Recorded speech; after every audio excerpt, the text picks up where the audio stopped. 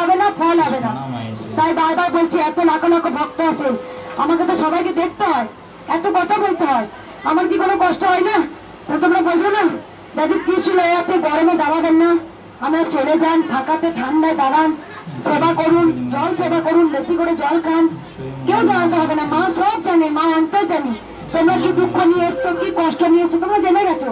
মা যারা একবার আসেন এখানে 12 বার 13 বার আসেন, কেন? উপকার পাই বলেই তো আসে।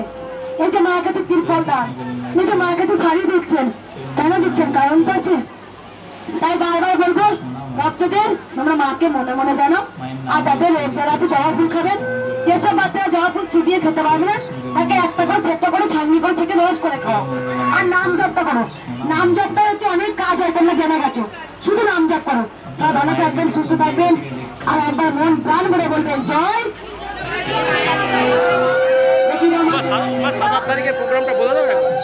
মায়ের বলে দিই একটু, মায়ের বাৎসরিক পুজোর আস্তে আস্তে এবার চুপ করুন সবাই, একবার চুপ। মায়ের বাৎসরিক পুজো হচ্ছে 13ই বৈশাখ আর 27শে এপ্রিল।